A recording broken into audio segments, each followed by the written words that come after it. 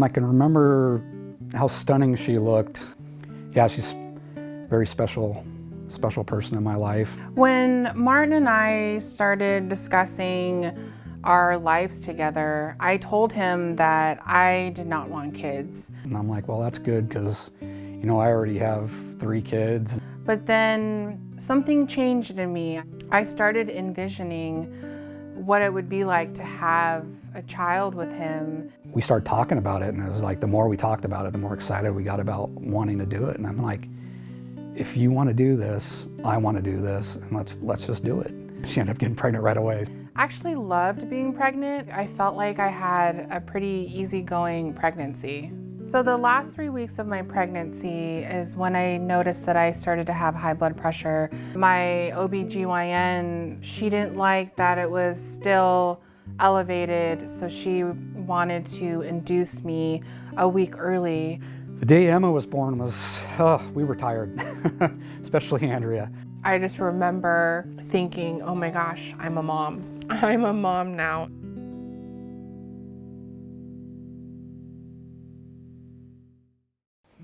Well, that morning I woke up with a headache, and it wasn't until later on I started to feel like this isn't normal.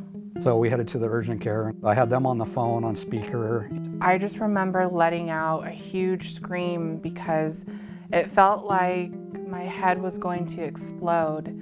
But then the nurse heard that scream, and she's like, oh my God. She goes, when you get pulled in here, she says, come right in. And they were trying to take her blood pressure as soon as they saw that blood pressure, and then she became completely unresponsive. So the doctor immediately came in and says, we need to call 911, we need to get her to the emergency room. The ER doctor asked me, he goes, would you like to see her scans? And I go, yeah. And at that time is when they told me that, she'd had a brain hemorrhage. And I asked him, I go, so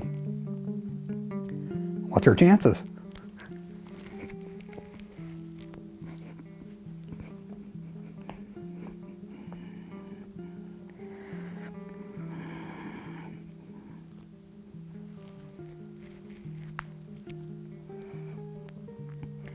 I'll never forget his words. He says, in all the years I have seen hemorrhages, he says, I've never seen anybody survive this.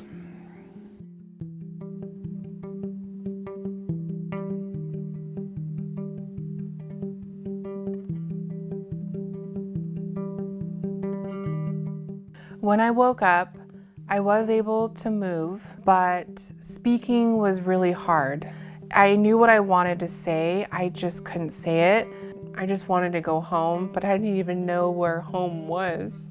I knew that I had given birth, but I did not know if I gave birth to a girl or a boy.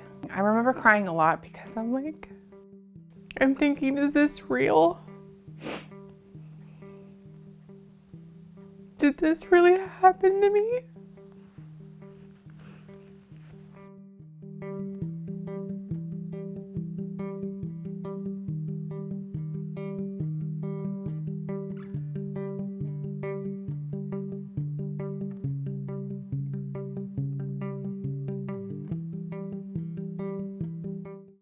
She's always been a goal-oriented person, and she was willing to do anything to get to where she can get out of the hospital and be with her family. I'm grateful that I get a second chance. When I became an ambassador for the American Heart Association, I feel like it's my duty now to share my story so that this doesn't continue to happen to more women. The American Heart Association bringing awareness to women's cardiovascular issues, as well as cardiovascular issues related to pregnancy and maternal health, I think is incredibly important, and I don't think anyone else is quite doing that work. And the materials we give patients are actually directly from the American Heart Association. I'll always be sharing as much as I can about the American Heart Association. I'm just so excited to be a part of such a wonderful organization, and I want women to know that this is what you got to look out for and what to talk to your doctor about, because like me, I didn't know.